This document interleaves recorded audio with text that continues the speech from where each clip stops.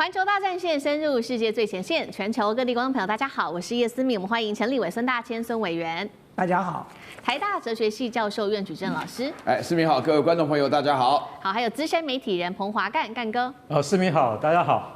好，观众朋友，今天节目一开始，我们特别来关心到的是，确实今天是耶诞节，本来应该是耶诞节，但是在美国却如此的不幸，是耶诞节崩了吗？因为尤其美国在消费、房市、就业三线失火，现在呢，根据统计，美国有50万人都是住露营车来长期过夜过冬的。另一方面，中国大陆则是改变了它的经济的战略啊，连12个月是默默的囤黄金，是为了什么？在做什么样的准备呢？今天就这些议题，我们会一起的来做关心。好。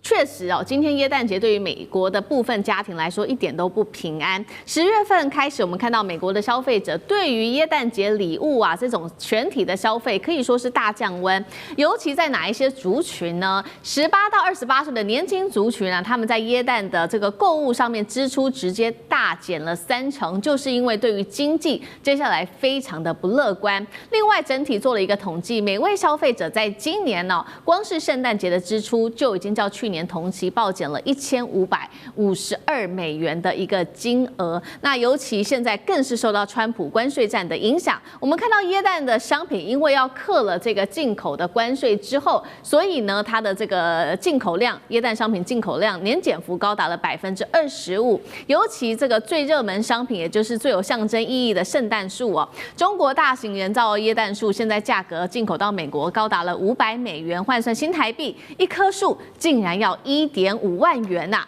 美国当地制造的耶诞树的价格更是中国大陆制造的达到了3倍。好东西都是变得这么的贵。今年美国的耶诞节很不一样哦，因为面临到一个很现实的通膨问题，所以呢，大家竟然开始掀起了新风潮。改买二手的礼物来当耶诞礼物，二手玩具、二手珠宝，甚至二手的精品，成为今年耶诞节的新风潮。所以，我们来看到这一家是美国的二手零售商啊，他就说，光是过去3个月，我们现在销售额竟然不减反增啊，一口气暴增了，大约达到了10%。还有呢，这位是住在洛杉矶的36岁的女子哦，她这样说，她说，今年呢，我还是想要耶诞节的时候买精品给我的母亲，于是呢，我就去了二手商店买一个Coach的二手包包给她，价格是125美元，一定得买二手的，因为新包实在是太贵了，买不下手啊。所以今年耶诞节，美国人省着过，到底是短期的通膨压力，还是现在中产阶级结构性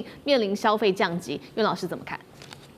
我觉得这里面有一个观念呢，省着过是我从来没有想到美国人的生活会有省着过的概念。美国人基本上的话呢，连冷气一开整栋大楼他坐中间一层，美国人都是大浪费啊，这个是大家都知道的事情。但是这里面的话讲的问题非常有趣我跟大家分析一下其实讲起来，你刚刚讲到那个二手的 Coach 我对精品的懂一点，在欧洲待的久这个 Coach 算是精品当中最便宜的啦，大概已经最好的 Coach 大概就是就不得了了，大概就是300-400块美金了，这个大概就可以买的新的。所以为什么连 Coach 都要买二手？这个表示美国确实是面临了很大的经济的问题。美国经济问题的话呢，分成3项。我要纠正大家一个观念大家都知道在美国赚钱是很难的。美国人想赚美国人钱，中国人到美国的话呢，原来我们只听过成功的故事，什么黄仁勋啦，或者张忠谋什么的。胡扯八道！我跟你讲，在美国的生活非常困难。大家不信的话呢，到纽约看看法拉盛那边的中国人是怎么样求生存的因为赚钱是不容易的。这也是为什么美国人非常小气。第二个，关税的目的是什么呢？关税的目的就是说把人家东西弄得很贵那么这个自然就有通货膨胀。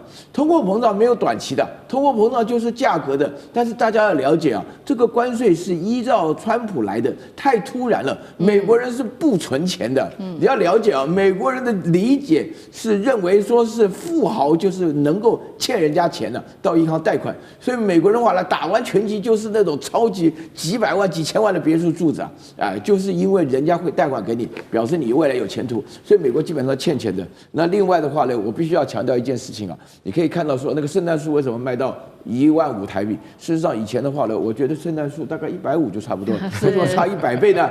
原因就是那是美国制造的，是任何的 Made in USA， 你算美国人的成本、美国人交通运输以及美国人临时在这边的投资，这一切都是虚伪的经济。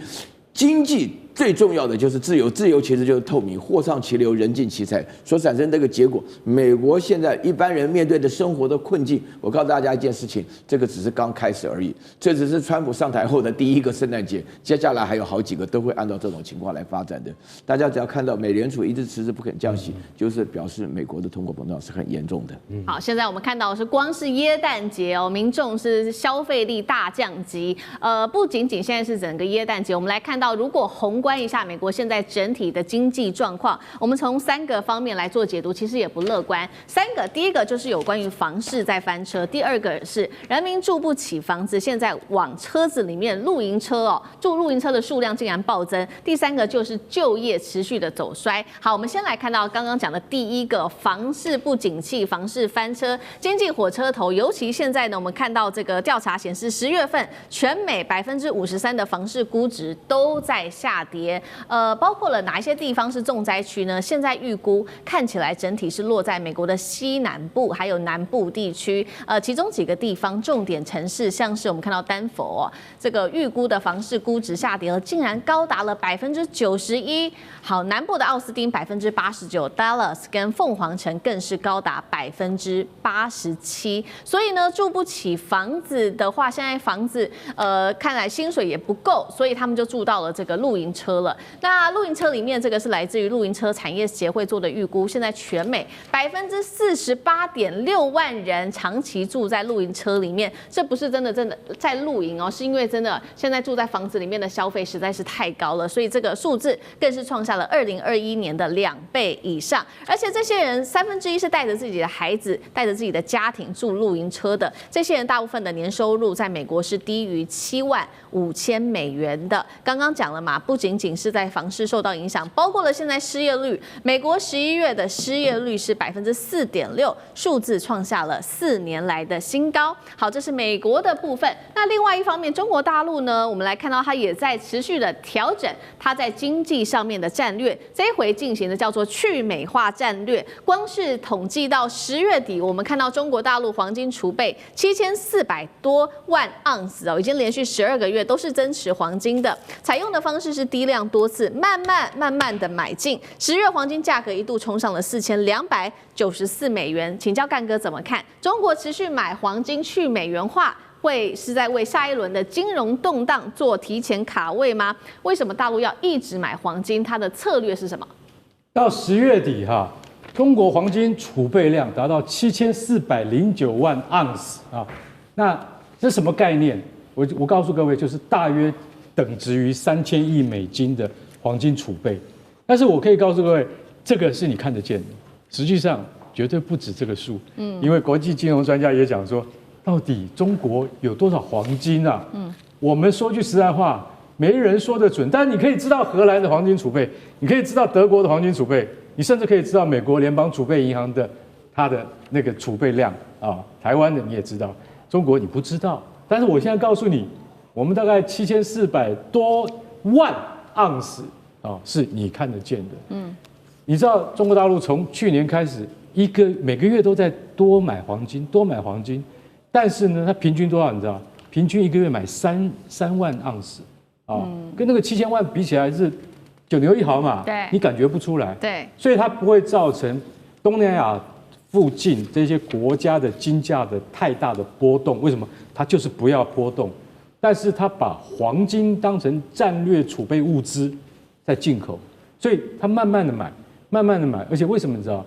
它在关税的贸易战还没开打之前，它就开始买，为什么？他已经看到了，川普你要大搞是吧？你要大搞，我告诉你，到最后最稳当的就是黄金，而且他们知道说这个黄金储备你要就是不动声色，让大家没有感觉，温水煮青蛙，所以他是慢慢的买到现在他已经到了这个地步，因为金价有一段时间高达$4290嘛，然后还有一阵子还听说还有到4380的，现在已经回来了啦。可是我跟你讲，国际这个金融专家已经讲了，可能到了明年会到4700所以现在有很多人在问那我们散户能不能买黄金？其实我们来宾不能告诉你答案，只能告诉你说，黄金它一直在走阳，可可是你如果走得太快或走得太高的话，对于这个国际全球的贸易市场不是太好的事情，对不对？对。所以说它是不是投资的标的，我们不能够给答案，我们只知道说，中国不断在购进黄金，而且中国有很大一部分，你知道购置哪里吗？绝对猜不到的。它购置俄罗斯啊，俄罗斯国家银行拿来卖啊，为什么？因为对不起，战争准备，战争快打完，还没打完，没办法，再拿黄金出来卖。你知道俄罗斯现在最近卖给这个大陆的那个黄金啊，去年只有2亿2300万美金，你知道今年多少钱吗？去年听清楚，去年2亿，今年19亿美金。那你想想看，俄罗斯拿出这些黄金出来倒，自己也很心痛啊。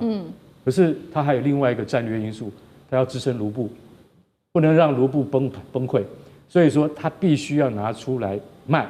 然后呢，跟大陆的这个黄金交易还是持续在增进之中。当然，习近平也有相对的这些优惠的措施给俄罗斯。所以你知道，中国的战略布局早就放在前面了。对于黄金的储备，从来就没有松懈过。而且回到我刚刚讲，到底有多少还不知道。所以说你要晓得说，在大陆它的整个的国家的政策上面，对于黄金它是非常非常重视的。而且它不会因为通货膨胀，或者因为国际的经济局势走衰，它就没有可以支撑的稳定器。黄金就是最好的一个商品。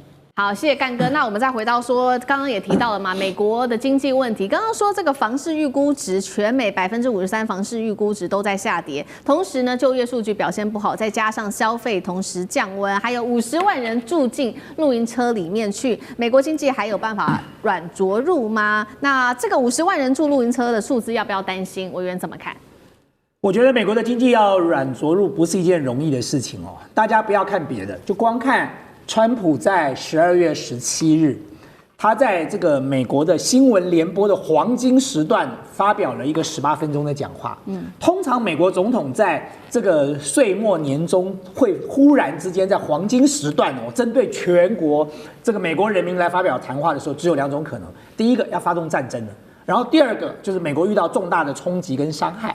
所以大家就在那个时候在想说，川普是要打谁了呢？忽然之间把这个时间这个 book 下来黄金时段他要自己出来讲，就没想到川普自己出来讲了18分钟，这18分钟不断的在解释说他为美国经济做了什么不断的这个在跟大家保证说他将来还要做哪些东西。所以当你看到川普这个面色凝重，不像过去这么从容悠哉的然后这个快速语速急速的在18分钟之内把这个话讲完之后，其实你可以强烈的感受到川普的焦虑了。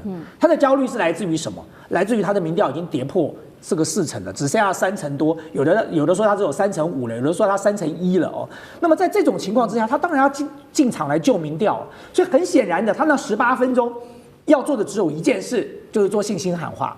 但是这种信心喊话恐怕没有办法真正的解决美国现在的问题了。坦白讲，我是很喜欢川普的，因为我一直认为川普是中华民族的民族救星所以我一直希望他留在那个位置上。那我当然希望说他还能够赖在那里啊，就是说他不能够那么快走啊。那么因此我要讲说，可是美国现在情况真的很糟。所以你看，我们今天讲房市下跌，各位知道房市下跌马上冲击什么？马上冲击银行。因为美国的房市很少人是拿现金一次买完的，都是贷款的。当房市不断的下跌的话，各位知道那个抵押品的价值就在跌了，跌到了某一个点，对银行来说，它就要断头嘛，它必须要保住它的资产。它如果没有保住，那么现在美国的这个银行的这个房屋的贷款，它就等于是会造成银行的冲击啊。所以如果房市在持续的往下跌下去，美国一定会有很多银行会面临破产的问题啊，因为它的贷款它收不回来了它的抵押品已经这个不符合价格了，或者你就逼着美国的人民，因为他被银行催缴，他必须把房子卖掉，所以这就是为什么我们刚才讲的有这么多人要去做露营车了银行体系从 local 一直到 global 这个到全国，到这个 national 到全国的这个状况，这个是一路的延烧上去的就是说你从一点一点的慢慢扩大下去的话，你最后就会造成一个很难以收拾的状况。那第二个我们讲的是就业，失业率美国现在在上升，一点都不意外的原因，是因为 AI 时代来临了，所以整个的产业结构，所有的这个人力配置都开始重新调整。不只是传统产业，因为受到了 AI 的冲击，开始裁员。我说过，连高科技产业裁人都没有手软哦。对，美国的5大 AI 巨头都在裁。Microsoft 的裁了上万人，这个 Amazon 要裁3万人，现在裁了快15000人了，每一家都在裁。他裁了状况就是造成说，如果连高科技都在裁，传统产业也在裁，那当然美国的失业率会一直不断的上升啊。不要讲别的，光讲我们自己数字王国这家电影视觉特效公司，我最近就拍板说我们要裁全美，我们要裁30%到40%的人，因为 AI 的出现之后，对每个产业都造成了冲击。我的人力需求没有这么高了，我不要负担这么重的人力成本的，所以失业率要下降很难了哦。那再来，你 CPI 就是通货膨胀开始不断的往上升。我们刚才看到了这个新闻的数据说，买一个2手的 Coach 包包要$125，$125我都快要吓死了。就是如果有去过美国的朋友就知道说 ，Coach 在美国的 Outlet 其实不是一个很贵的品牌哦，所以呢，我们台湾的观光客到 Coach 都是扫货的嘛，大概来就开始扫。日本这个观光客早期最喜欢 Coach， 就一去就是整个都把它扫走了嘛。当然，你现在还有一些什么 Michael Kors 啊，什么各式各样的品牌，但是 Coach 基本上它的价格没有那么高，一个2手的东西要卖到125，那真的是非常惊人的天价了。但是重点不是这个，它不是奢侈品的问题，它的民生必需品，它的价格也在涨啊。所以各位知道，就是说对一个国家来说，当你的失业率上升，当你的 CPI 也在上升，你就是被判了双重的这个夹杀了死刑了。就是对美国的 Fed 来讲，它通常要不要升息，它就是看这2个数字嘛，失业率跟 CPI。如果失业率上升了，代表经济量能不够，它必须要释出更多的资金到市场上来。如果 CPI 太高了，通货膨胀起来，代表市场的资金太多，它必须要把钱抽回来。但是如果这2个都上升的时候呢，它就两难了。我究竟应该放钱还是不该放钱呢？那如果再加上房市开始下跌，银行头寸越来越紧，那我不得不被逼的再放更多的资金。所以你看到联准会最近宣告什么？他宣告美国接下来还要再升息，这个降息1码，等于是再降1码，再放钱进市场。同时 ，Fed 准备要去买400亿美元的短期公债。各位知道，对这个联准会来讲，他去买短期公债代表什么？他拿什么买？他当然拿美金买，所以代表说他又在投400亿美金到市场里了。所以这个市场已经通货膨胀了，钱已经太多了。然后你现在再降息、再投钱，那你这个通货膨胀就一发不可收拾了。所以我要讲的说，对美国来说，它要软着陆，恐怕真的不是一件容易的事情哦。那么当然还是回到我先前讲的啦，我是希望川普能够顶得过去啊，因为他毕竟还有1-2年的时间，就是中华民族的伟大复兴大业还没有完成啊，所以川普同志要继续努力啊。好，谢谢委员。那我们休息一下，马上回来。地缘政治、美中之争、战略价值、强权崛起、小国生存，现在与未来洞悉事件走向，掌握世界脉动，全球观点尽在环球大战线。好，我们现在要持续关心到是中日关系急冻，也导致现在日本的观光产业急冻，甚至被解读是否会崩盘呢？怎么回事？今天3个火线话题，我们请来宾帮我们做解答。首先看到日本的观光业现在急冻啊，只是因为高市早苗他当时的一句话，所以我们现在看到最新消息，46条往返中日之间的航线直接归零，政治真的会一刀砍掉观光的命脉吗？第二件事情，我们来看到，在大陆旅客一撤出之后，在京都啊，它的这个旅馆的房价直接暴跌，幅度高达了60%，业者叫苦连天呐。包括这个道顿崛餐厅这边的营收，那一条街上本来有非常多的旅客，现在也直接崩跌了40%的营收。关西的观光为何这么的脆弱呢？最后来关心到的是，现在中国大陆的旅客好没有消失，其实呢，他们不去日本，去了哪里？贡献了包括在韩国、东南亚、欧洲都接住了来自于大陆旅客客的红利，日本成为唯一被中国市场淘汰的国家吗？今天就这些议题，我们会一起的来做关心。好，赶快来看到，就是因为当时高市的一句话，我们刚刚提到的嘛，中日航线取消哦，明年1月已经确定了，2195班取消率竟然高达40%，46条中日航线2周会全面归零。接下来看到的情况就是大阪、京都、名古屋到福冈，整个街头人超级少，几乎没人了。那日本对它接下来会有它的观光产业来说，会造成多大的冲击呢？我们首先看到，除了说刚刚提到的44万旅客会丧失之外，总共是涉及到26座大陆内地的城市，18座日本的机场哦，还有这个关西航线成为最大的重灾区，超过10条航线也直接停飞。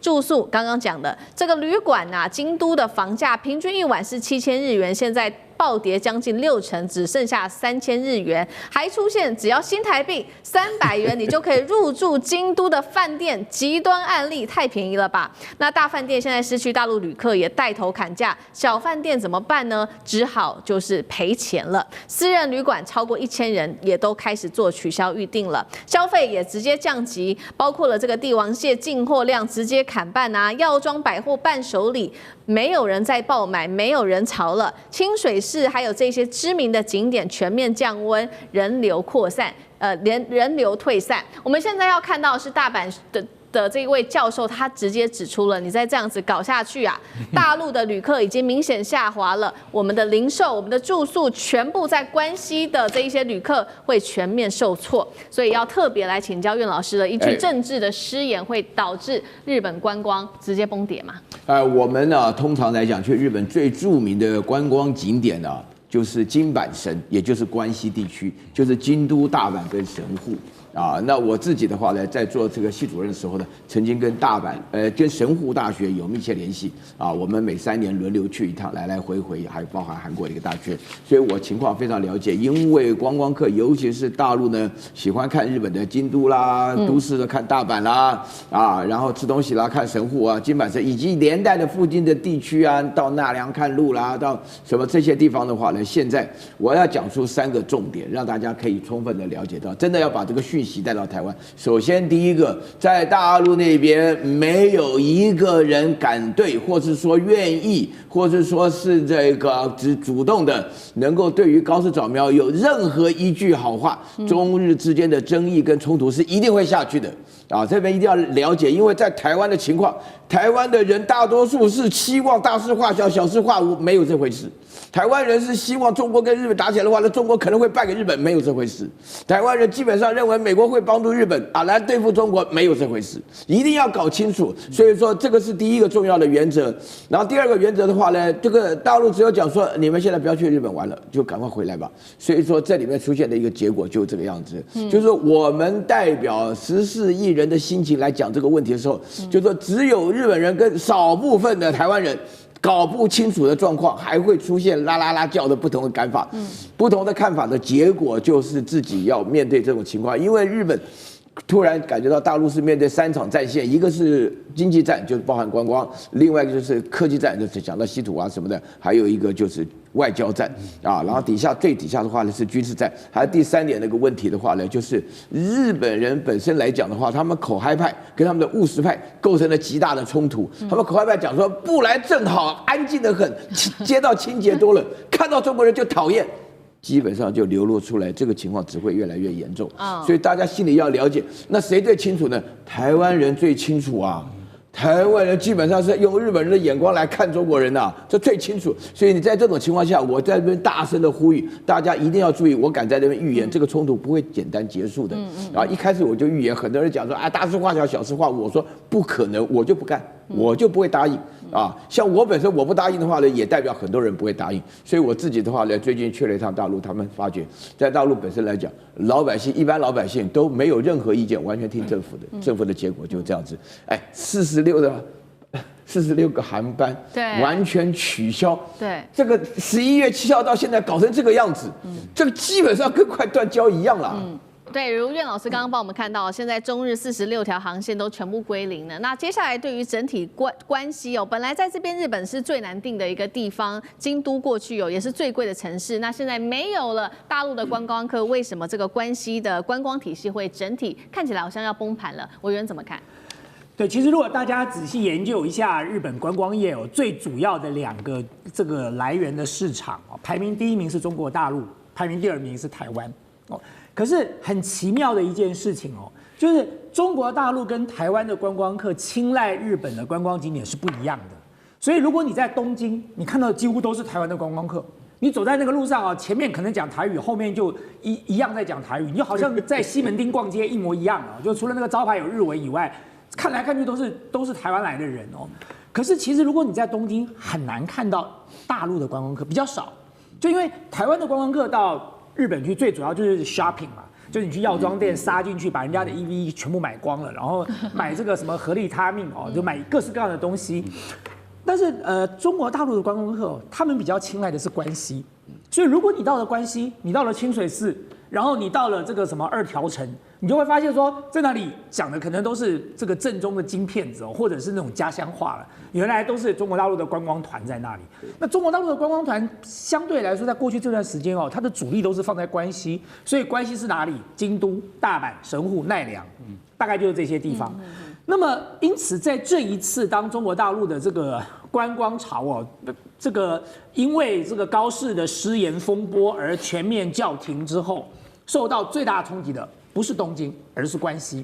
所以我们很多朋友当时看到这件事情的时候，他们就说：“太好了，那东京的这个饭店应该变便宜了吧？”就上网去查，没有一间变便宜的，还是一样贵原因很简单，因为他们的观光客都是来自于台湾的，对台湾来说本来就已经安排好行程了。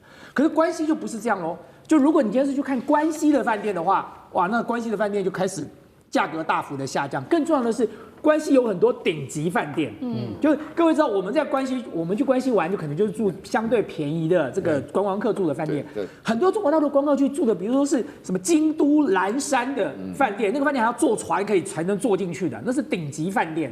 那这些饭店一被叫停之后，他们等于是完全是血本无归了。对，所以其实现在日本虽然盯在那里说没关系反正呢我们现在更好，人少一点我们就不会这么挤最好可以盯这么久那么台湾的人就开始喊台湾这些信仰说，哇，我们现在要全力的去支援日本，可以啊。你们青鸟有钱，你们就去住看岚山那个要坐船进去的饭店，那个一个晚上好几万块台币的，你如果住得起，我也佩服你了。所以我觉得对日本的观光业来讲，长远来说它撑不下去的。就是也许有一部分的观光客，你说，我这个时候趁关西便宜，我赶快跑到关西去玩。可是我刚才说过，中国大陆跟台湾分别就是排名第1名跟第2名的观光客的市场，台湾也不过2300万人，中国大陆有14亿人呐。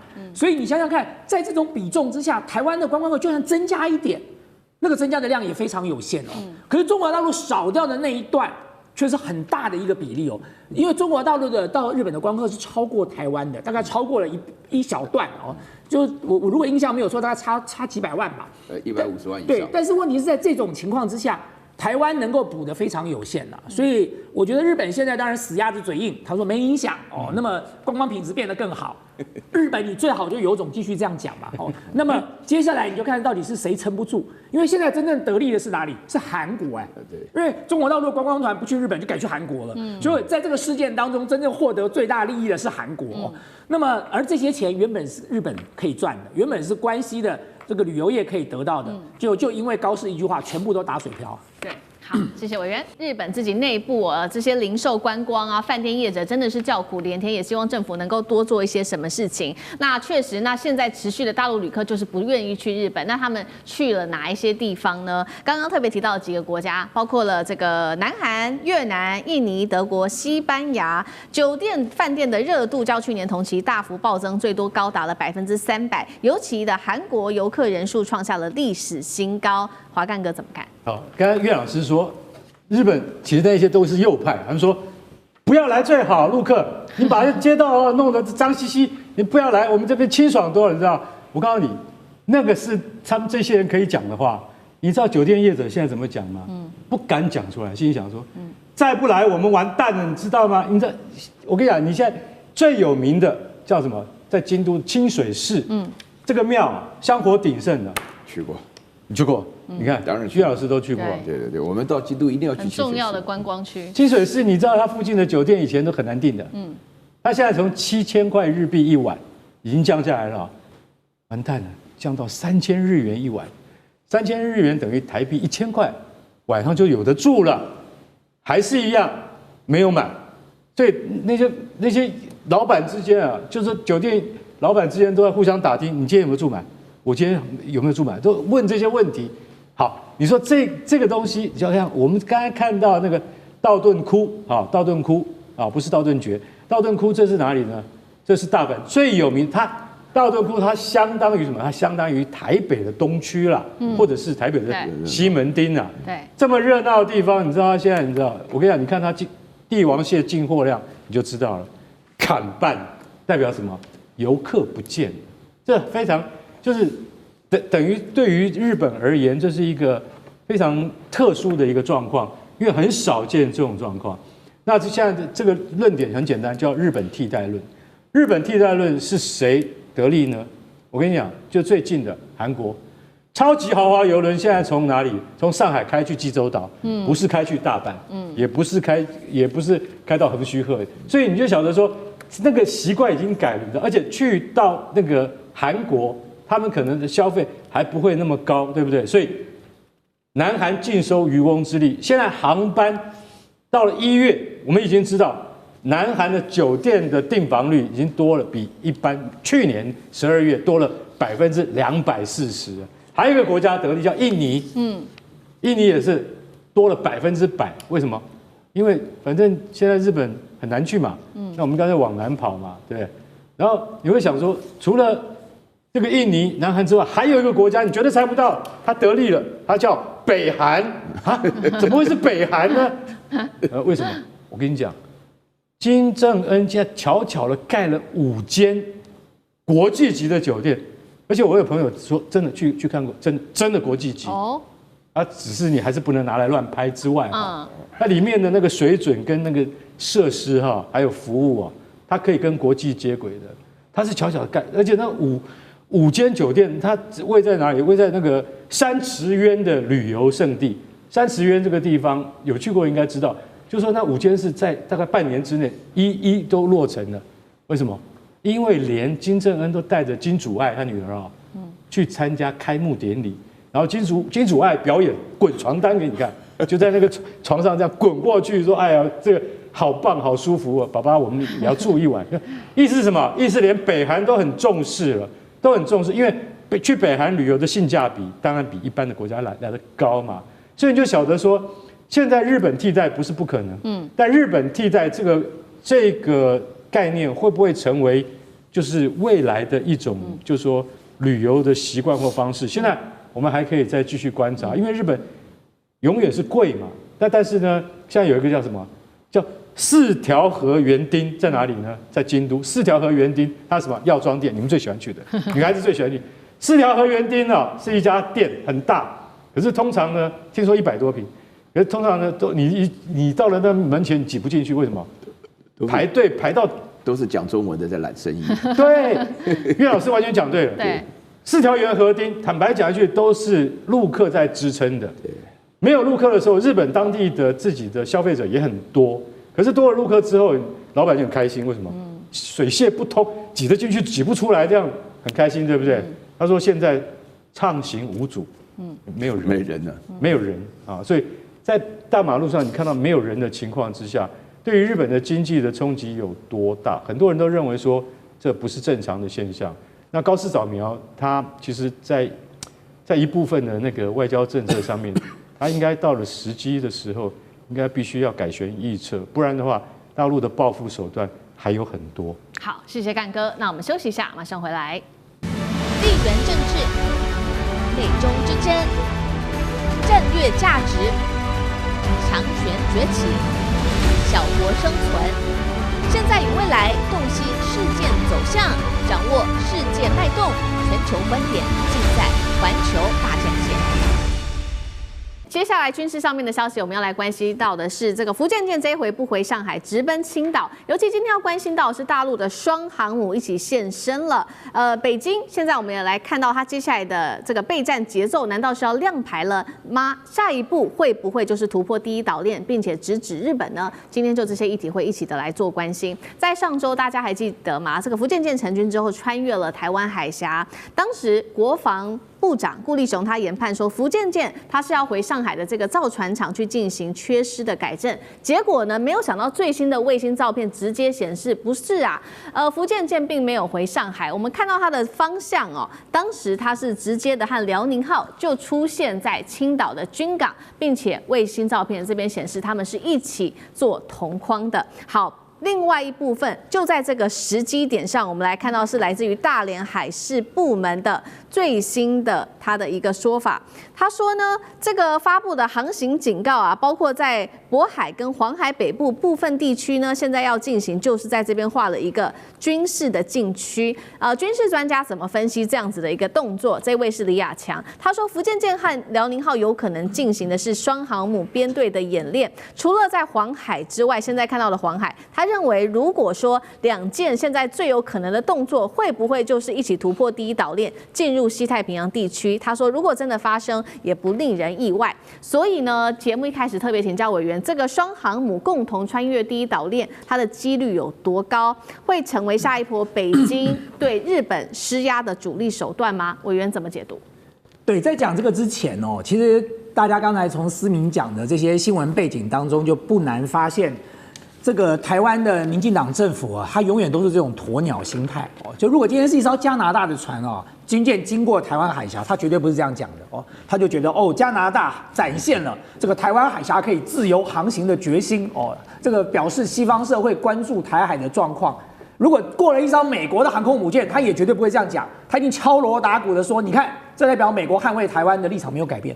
过一艘中国大陆的福建舰，就说人家去改正缺失了，就搞了个半天。他的意思就是说，他是要急急忙忙的回去修船了，所以经过了我们的台湾海峡。这民进党就是这种250的这种阿 Q 精神哦，就好像以为这样讲完了之后，台湾就很安全了。国防部长讲的对，乱讲话，而且还是国防部长讲的哦。所以你回过头来讲，你说今天当这2艘航空母舰同时出现在青岛，准备这个极有可能要往黄海甚至突破这个第一岛链。当然，就是代表的是中国大陆仍然准备对日本做极限施压嘛。其实到现在啊，你如果看高市的谈话，他就是死鸭子嘴硬，他已经想尽各种办法，用各式各样周边其他的语言去表示说他要深切反省哦，这个立场没有改变。可是中国大陆就是没有买单哦，不但没有买单，最近还再一次的要求说日本要撤回。所以代表说这件事情恐怕不是说大家糊弄几句哦，然后混一混就可以混过去了。那么因此你想想看，中国大陆所有能做的都做了哦。那么当然他现在就要丢下更多的工具箱里的工具了嘛。我们刚才在讲说好没有观光客啊，日本要挺，这要挺恐怕他这个半年1年内他就会这个观光业就受到重伤了。可是对中国大陆来讲，他可能希望更早去解决这个争议啊。那最好的办法是什么？就是极限施压，就是军事的极限施压，对不对？我的这个军舰在钓鱼台海域出现，你可能没当一回事，当作没看见，或者是抱怨几句。现在我2艘航母如果突破第一岛链，就经过你旁边，就这样大拉拉的过去，那你究竟是该怎么办呢？你是要反应还是不反应？对你小泽这个近次郎，你究竟是要针对这样的事情做出什么样的动作呢？如果你日本不反应，那么就显然你日本对于你周边的主权的掌握力道不足嘛。可是日本如果你反应了，你又没有种打。真的要打起来，真的要有任何规模的冲突，中国大陆都不会怕的啦。讲白了，中国大陆的人民想打日本已经想了很久了，就是看日本不顺眼，已经不是1天2天的事哦。就是你自己去把头伸到狮子的嘴巴里头去，你不自己找麻烦吗？所以我觉得套一句我们中国俗话说，叫做招人者贱，打死无怨啊。就是你没事就不要去招惹别人，你去招惹别人了，那你当然你就要负起应该有的代价跟后果。所以我会觉得，其实如果这个高市还没有撤回，他还是要玩这种文字游戏，那么我相信中国大陆的这个军事施压的这种极限施压的力道会持续的增加，增加到你日本不得不把那句话吞回去，因为显然，中国大陆做了这么多事情。美国都还没讲过话哦，美国唯一讲的就是我们看到媒体报道，川普叫高市离台湾远一点，台湾的事你不要插手哦。所以美国并没有 back up 日本，没有美国的日本，根本就是一只跳梁小丑而已。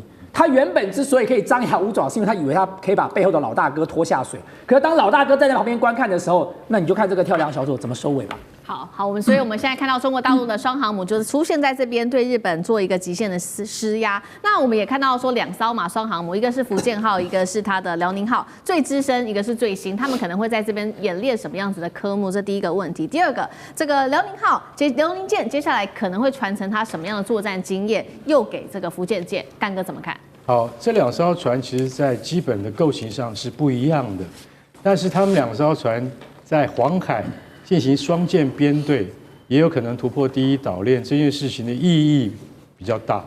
你要知道，我举偷袭珍珠港为例，也就是在1940年左右，珍珠港事件是1941年12月27号发生的。那在这之前，你知道日本机动部队的航舰、这个飞行员着舰的训练以及投弹训练，整整进行了1年半。在哪里？在象模湾，东京湾的外海，在象模湾。那现在像福建舰跟辽宁舰，他们要做的也是一样的工作。为什么？我准备应付你的攻击，或者是我准备应付我必须攻击你。也就是说，这些事态没有转圜余地的时候，你们的航空母舰编队要能够马上能够反应得过来。当时日本的4艘第一线航空母舰，赤城、加贺、苍龙、飞龙，这4艘航空母舰都是全日本的精英，所以现在中国的航空母舰上面也都是精英。他们最可能会进行的转换演练是什么？是辽宁舰上的这些官兵，当然是比较有经验的，他服役已经接近10年了。那福建舰是一艘新船，它现在还没有被正式赋予战备任务哦，它还没有正式的赋予它的作战训练跟计划。那所以说，他们双舰的联合演习是必要的。为什么？就是在准备万一要打一场像珍珠港那样的仗的时候，你有没有准备好，而不是各自为政。因为日本在以前的作战就是各自为政，这是在战争的经验累积下来所发现的。那现在在数位时代的话，当然绝对不能各自为政，但是最重要的是什么？最重要的是我曾经说过了，以电磁弹射，这是最新的全球技术为主的福建舰的起降技术，你到了辽宁舰就要改回传统的滑跳起降。这2艘航空母舰上面的航空队一定彼此要熟悉，也就是说，本来我是辽宁号上，它是传统起降，可是现在我到了福建舰上，我要用高速的电磁弹射弹出去，那完全是2回事。你们2支航空队能不能互相替补，能不能互相交换？你不要到时候真的打起来了，那艘船你落不下去，那艘航空母舰落不下，为什么？因为没有交，所以这才是重点。重点就是说，因为我们知道，除了辽宁舰是传统母舰之外，还有一艘山东舰也是滑跳起飞的。所以福建舰有带领他们，也有像老的这些海军航空那个飞行员那个求教取经的那个经验。这件事情我坦白跟各位讲，我们现在只看到他们在海上，你不知道那个训练有多绵密，有多繁杂，而且我敢讲，大陆海军的训练绝对会比当年日本海军或美国海军在2次大战的时候还要来得频繁。所以说句实在话，这个绝对不是我们从表面上看去的那么的轻松，那么的好像简单，它非常复杂，而且它的训练是日以继夜。如果连晚上的训练都成功的话，代表这艘船已经可以担起战备了。为什么？夜间起降最危险，夜间起降成功的话，这艘船就直接进入战备。好，一方面我们从大陆这个航母的军事动作上面来看一下他们这个备战的一个状况。那另外一方面，其实中国大陆自己内部就人事的变化，似乎也在进行一个备战吗？等一下会请苑老师来帮我们做解读，因为这是最新的人事变动啊。2位包括了是在东部战区的司令员跟中部战区的司令员呢，最新他们在12月22号大陆的这一场中共中央军委上面举行了这个叫做晋升军衔的仪式。那习近平亲自受接，他们就2位都晋升为上将了。那大家在观察说，这2位之所以晋升为上将，这当中可以特别观察比较特殊的3点，包括第一点，就是因为这是在习近平打贪腐之后首次的晋升仪式。那这2位他们的背景也比较特殊，过去都是空军，那过往的经历也都没有任何明显的派系背景。其中1位还是今年93阅兵的总指挥。那为什么选这2位呢？是代表空军？他想要习近平想要强调空军联合作战未来的角色越来越重要吗？那是不是也代表打贪已经到一个程度了，现在在为备战做准备吗？苑老师就这些问题怎么解读？我必须要强调哈，这个前一阵子的话呢，上将9个，然后被调查的大概就是3个，合起来一共45个，就是从少将、中将到上将。啊，这个力道的话呢，就是以打贪反腐的名义啊，不可谓之不大，而且那个时候大家都知道是集中在火箭军里头，所以从这里面的话呢，他透露出一个非常重要的讯息，就是说是这个习近平主席他讲的非常对啊，就是你要当官你就不要贪啊，你要贪你就不要当官啊，这个做得非常，它里面象征就是他的权力大权在握啊，就是不单单是枪杆出政权，党指挥枪啊，这个大家一定要搞清楚啊，很多人话在解读讲啊，这个军队抓贪污什么的，会不会影响军纪？不会的啊，绝对不会。那第二件事情的话呢，就这个就是很少有这个军队里面升到上将，就是可贵中的可贵啊。那为什么？大家可以看到前面3个的话呢，就是从这个张幼霞开始啦，对，就是他们基本上是参加这个典礼，就这个后面2个穿的空军的制服啊。为最主要的原因是因为中部战区跟东部战区，你想也知道，你大家看一下东部战区啊，那南部战区是针对南海部分，那东部战区针对台海跟东海这个情况，这个地方比较紧张。那你这个整个这个司令员的话，在空军上来讲，现在就会一起升起来，确实是代表他们非常具有这个地位啊。这个名正言顺的话呢，所以说就是一个叫做韩胜也是这个93阅兵的一个总指挥官。那另外杨志斌的话呢，这个他是东部战区。对，杨志斌的话河南人的哈，那个韩胜也是这个河北人。那他们这里的话呢，就是把这个地位的话呢弥补提高，就这个战区的司令员。另外我觉得还有一点非常重要，就是我觉得因为空军现在的任务非常吃重啊，这个不是只有台湾岛上环台啊，联合利剑，日本也搞了。现在日本的话呢，大陆我跟你讲哈，这我们国防部顾立雄是只敢讲这个别的哈，他不敢讲啊。你知道今天就是现在搞不好都有大陆的飞机绕过来，空军的环台的力量影响非常大。那这日本心里有数了，日本有数。那这个飞行员感受到的压力非常大，所以说你从这个角度上来讲的话，目前为止只有空军能够真正出现一些威慑的效果啊。所以我觉得这个是东部战区跟中部战区是一个非常重要的位置，也是吃重的位置。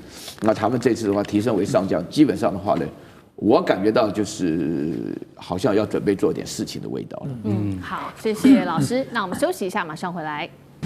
地缘政治、内中之争、战略价值、强权崛起、小国生存，现在与未来洞悉事件走向，掌握世界脉动，全球观点尽在环球大战线。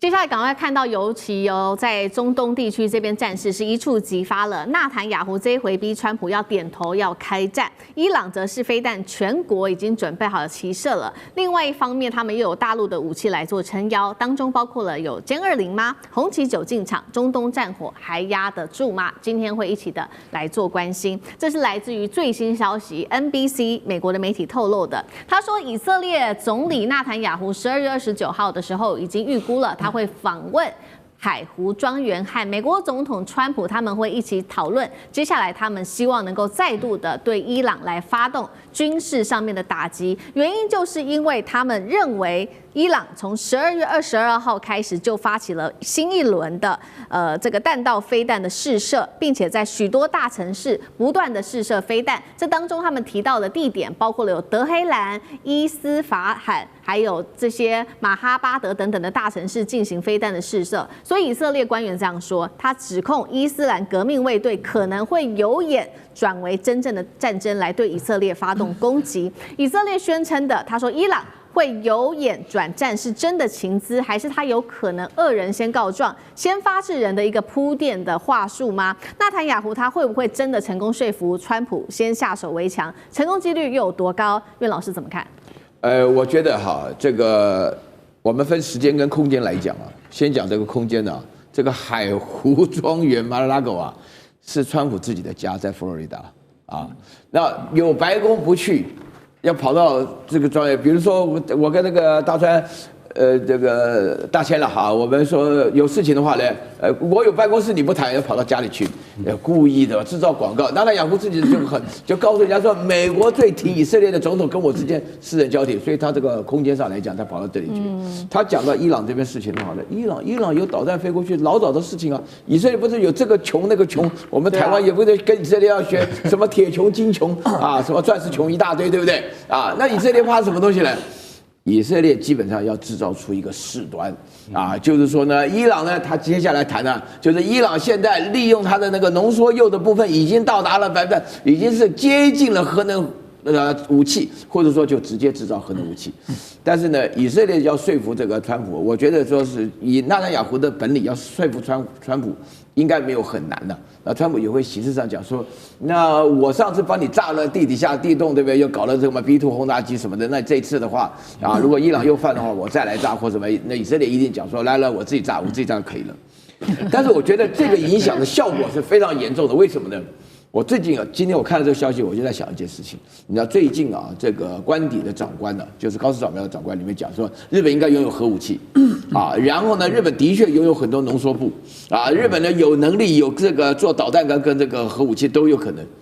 如果以色列要这样子干到伊朗的这个做这个浓缩铀的这个计划的话，那我就不排除中国也有可能会派歼20来炸他们。我就不排除这个可能性。好，另一方面，确实现在中国的角色也变得越来越吃重，因为现在呢，在这一场战争当中，其实现在唯一起来说是不是要阻止这场战争继续的，就是中国大陆。他现在我们来看到站上了联合国，在12月23号这一天是大陆的常驻联合国副代表孙磊，他呼吁说双方赶快重启谈判吧，并且他也说了武力解决不了问题，他更是直接就向美国喊了一个重话，他说美国你在这个时候不要再孬了，应该要明确承诺不再对伊朗动武，并且主动跟伊朗恢复谈判。他也呼吁欧洲3国，这些都是比较具体的，停止麦克风外交，拿起实际的行动来降温吧。现在看起来是以色列铁了心要美国一起打伊朗，那中国是不是唯一还在劝和的力量呢？这套和平方案真的能够劝和吗？那西方又听得进去吗？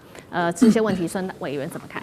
对，我想刚才苑老师已经讲得很有道理了嘛。其实从上一次这个美国跟以色列联合打击伊朗的核设施之后，大家都可以看得很清楚，全世界都知道以色列是心不甘情不愿的停火了。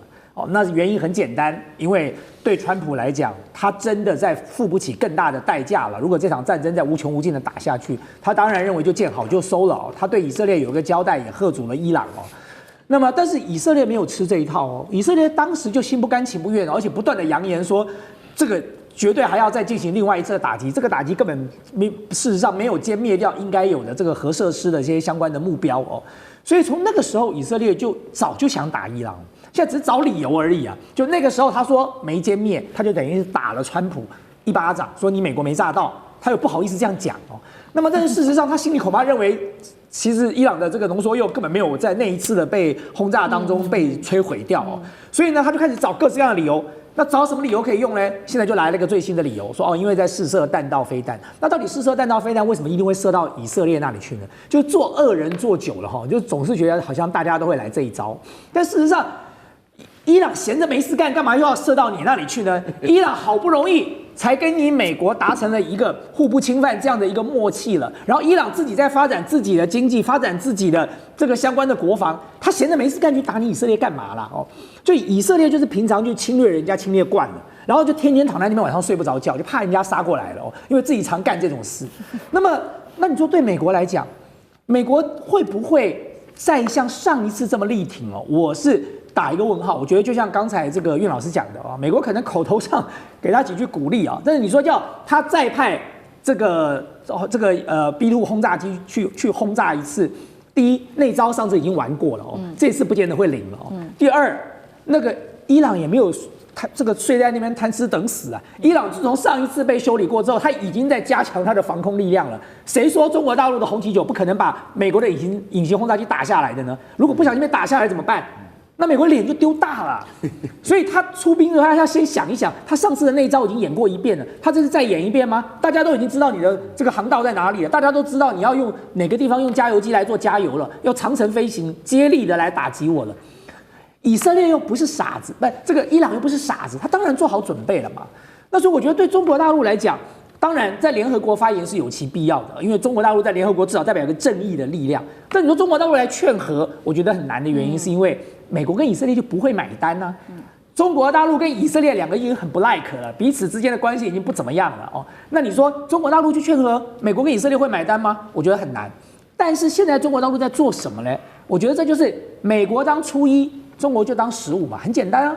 你美国不断的在台湾增加台湾的这个军事力量，那我中国大陆也想办法卖一点给伊朗，这有什么关系呢？这很公道吧？大家都在做这个军售生意啊，你可以卖，难道我不能卖吗？所以你要卖多少给台湾，我也想办法卖多少给你的敌人，就这么简单嘛。哦，所以你看，不管是以色列，不管是委内瑞拉，都是一样的，他们大幅度的跟伊朗跟这个中国大陆跟俄罗斯去做军事采购，就是因为这个原因啊。